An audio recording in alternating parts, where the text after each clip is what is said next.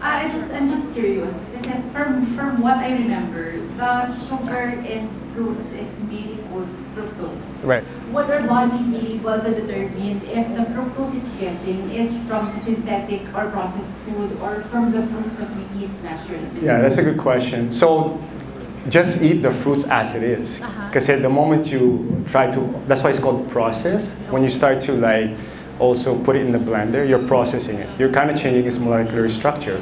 So fruits is good to some extent, but again, too much of it can also be bad for you in terms of the fructose wise. Yeah. Yeah, sure. Because there has been a lot of, controversy regarding the sequence of eating. Yeah. Like some would say, eat the fruit first, Right. yeah, and then your veggies, and then your meat, right? Yeah. But some would say, eat the veggies first, then eat the veggies first, the meat, and then fruit last. Right. So what really is the right way? Because Wow. it's so confusing, right? Yeah, I'm not going to try to calculate that, but I'm just going to make it simple, Tita. It's all about like which kind of practice that gives you the glucose spike, and then that also induces your beta cells to produce insulin. So, if you're eating foods first, obviously there could be some sort of spike. It also depends on how much you take, right? So it can give you more glucose load, meaning that, okay, your insulin has to also react to that. So if you're doing certain step like that, it has to be in also moderation. But it's all about like, is this going to give me an insulin spike and glucose spike? So that's why I prefer when I eat something, it's high in fiber. Because I mentioned earlier, there's the soluble fiber that slows down the digestion. So the trick I normally do, if you can't stop doing what you're doing, like you like that routine of eating fruits and all that, then eat something high in fiber, like the soluble fiber, because that will help slow it down. What do you think about plant-based diet? Because it's so popular Ooh. nowadays. Yeah. And they say it can reverse all the comorbidities. Well, it's good, but the problem is you're not getting the necessary amino acids. You're not getting the full essential and non-essential amino acids, right? Which has a lot of health benefits. So, I mean, I got nothing against it, but you have to like see through how what you're missing out on certain nutrients because you're limited can also affect you in the long run. So that's why, if you can't eat meat or whatever, so you're based on plant, maybe you can add some whey protein because it has a complete amino acid profiles, right? Maybe that's why some vegetarians, they Yeah. would need injections of B complex. Yeah, I mean, it's hard because, like I said, plants and vegetarian diet. I'm not against a vegetarian diet, by the way. But the problem, kasi, with the other stuff that acts as substitute for the meat, they have so much gluten, right? And that can also induce inflammatory compounds, and also, your body would react to it because it's an allergen to some people. So, to me, it's always about balance in general. So if some people that are vegetarian, it's very difficult to get a full profile of protein for muscle building. So that can also lead to like loss of muscle in the long run, which is fast. So it's hard because there's a lot of vegetarians out there. I even have some friends that are vegetarians. So just, I guess, supplement along with whey protein. That's the best I can do, Well, again, is there a limit, an age limit to taking whey protein? No, because whey is actually like milk, for example, right? It contains two types of protein, which is whey and casein.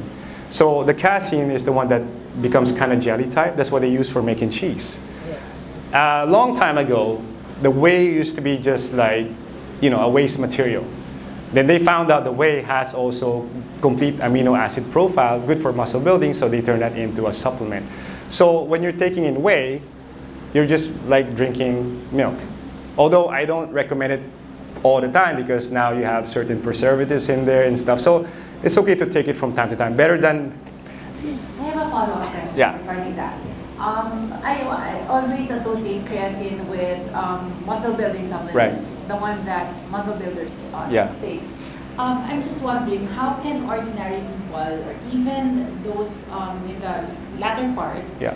in terms of age, incorporate creatine in their diet on Yeah. a daily basis, or Actually, there's creatine is one of the most studied supplements, believe it or not, and it's a misnomer to think that it's only just for muscle building. As a matter of fact, it's actually highly recommended now for the seniors because I mentioned earlier, it adds ATP into your mitochondria, right? It even helps encourage to develop new mitochondria because of, like I said, the relationship with the creatine and the ATP.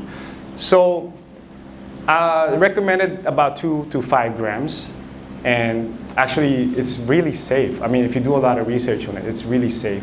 And the brain needs so much ATP. The brain actually demands about 20% of the ATP your whole body produces. that's 2 to 5 grams Per day. Per day. Per day, yeah. Requirement per day. Yeah, per day, yeah.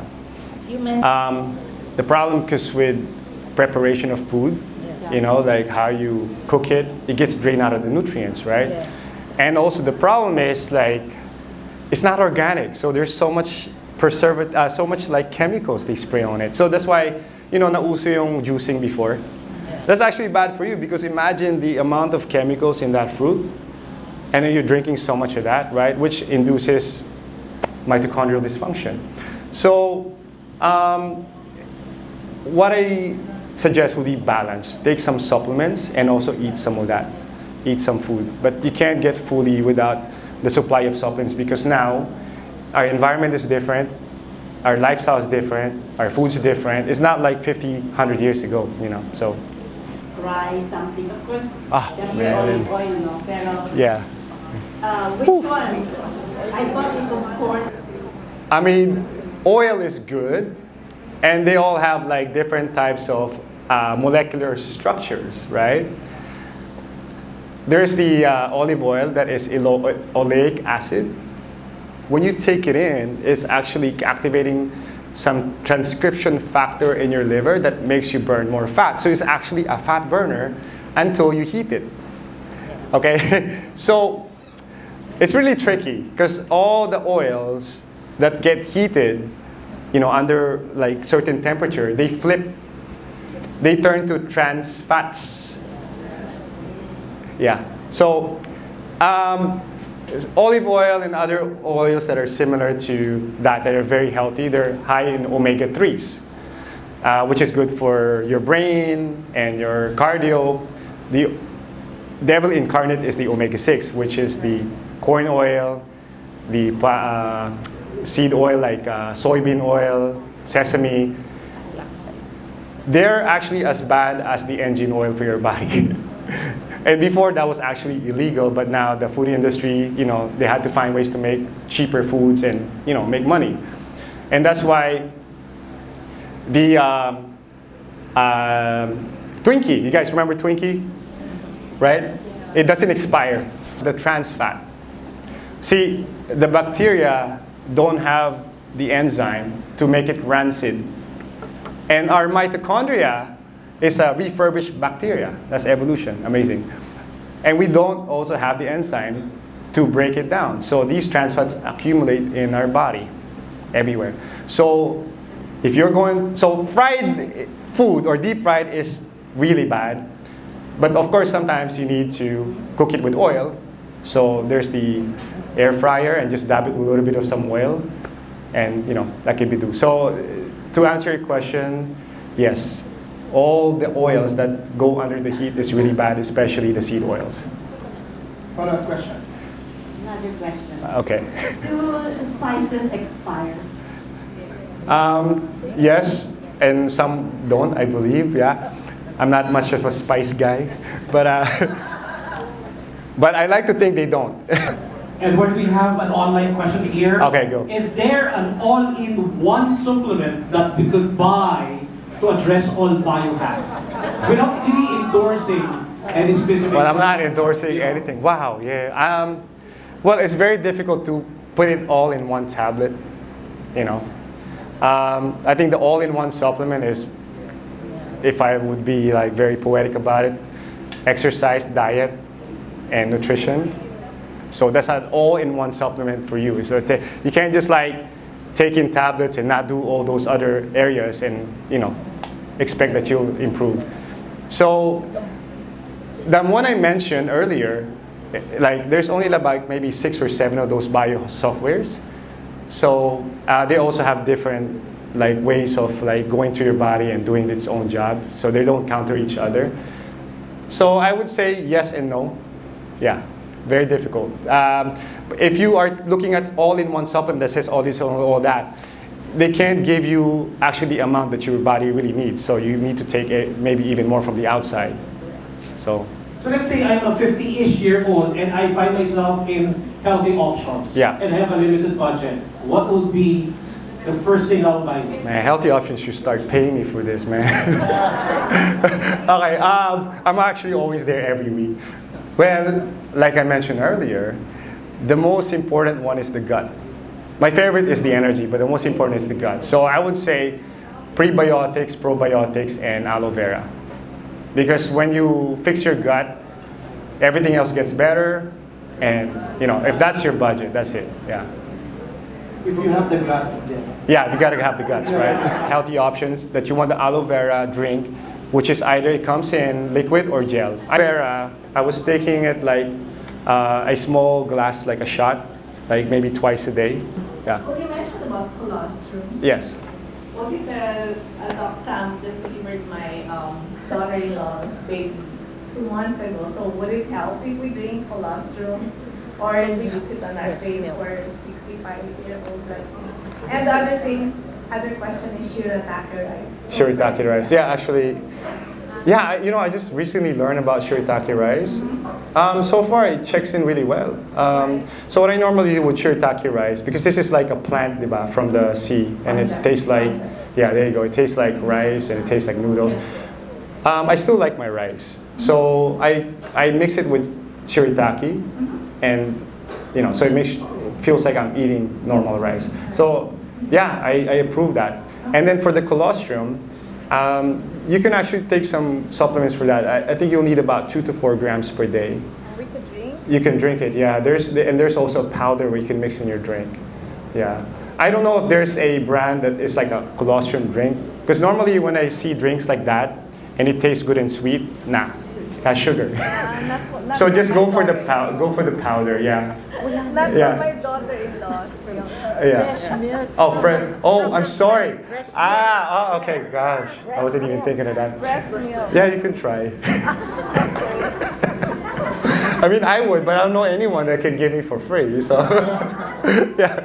But yeah, actually, scientifically, it's okay. You can. Yeah, some bodybuilders actually do that. Yeah. Just to kind of help people here understand it more on a normal level versus scientific, right? Yeah. So in terms of you've addressed supplements that they should buy. What about how much food they should eat? Like when should they stop eating? Is it a satiety thing? Is it how do they fix their cravings? But in terms of how much food should an individual actually eat? Well, it's like depends on your body type. If you have more muscles, the more you're gonna look for food, because your body is like an engine machine, because the muscles burns a lot of calories. Even per hour, it can burn as much as like 2 to 3 times amount of what you normally burn when you have a lot. So some people that can't stop eating and they don't feel full and even they're eating more, that's already a hormonal issue. Ibig sabihin that they have this hormone called leptin that's not getting the signal that to stop eating, right? So ibig sabihin they also have some sort of like pre-diabetic condition already.